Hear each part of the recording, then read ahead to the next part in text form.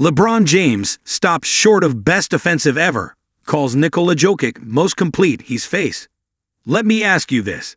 Is he the best defensive player you've ever played against? LeBron James. Wow. That's a tough question right there, Steve. Oh my God.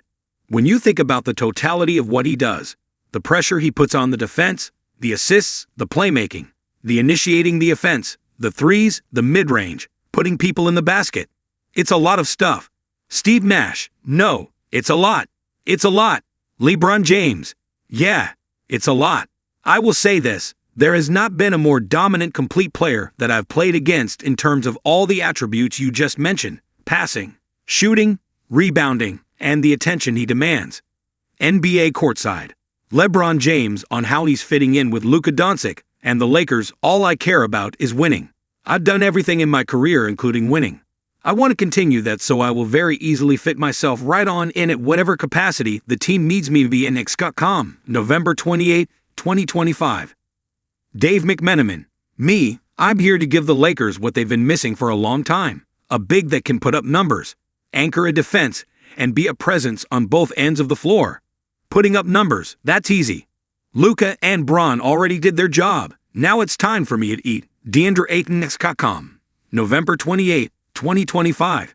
But LeBron, who has seen a significant number of elite head coaches over his 23 years in the NBA, sees similarities to some all-time greats in Redick. Via Mind the Game with Steve Nash. You look at JJ's career as a basketball player, all the way from high school. He's been a winner his whole life, and he's been taught the game the right way. It's been no sugarcoating from the coaches that's put him in the position that he's in today. I had an opportunity to play for Coach K a couple times, and with Coach K, there's no sugarcoating. He's going to tell you exactly how he feels if you're not doing it right, but it's going to be in a very stern but loving way, like it's not how he says it. It's about how you accept it. And if you take what he says or how he says it personal, then you're going to lose sight of the messaging. And I think with JJ, he's kind of the same way. Right to the point, no sugarcoating. Like, listen, this is how we want to play. And if I'm seeing possessions, or I'm seeing things not up to our standard, and what the coaching staff is putting out there, I'm going to show you my reaction. And it's not to down you. It's about helping you to understand what we're trying to build long term. And I can respect that. I love that. I mean, I come from the old school guy in Keith Dambrot, who was my first high school coach. If he was doing the three-man weave wrong, he'd kick your ass out of practice. Lakers Nation, November 28, 2025. What are your thoughts now, after spending so much time on this, about how many Lakers fans want LeBron to leave ASAP? Yaron Weitzman. I think his relationship with LA is fascinating, and I want to say age poorly. It's just gonna be weird when we look back in 20 years that we're not gonna know what to do with LeBron's time in LA because the fan base did not embrace him and has not fully embraced him. And his one highlight, and it's certainly the top highlight, took place in a literal bubble with no fans there. So you don't get to form emotional connections. These are the things that fandom is built on. There's no parade. Things like that matter. It sounds dumb and cliche, but it matters. And that won't exist for this generation of Lakers fans. You mix that with the fact that he's been there 8 years and they have the one title, but you feel like it should have been more. Like if I told you in 2018, and you're going to get 8 mostly healthy seasons from LeBron, I think Lakers fans would have expected more than one. Hoochite, November 27, 2025.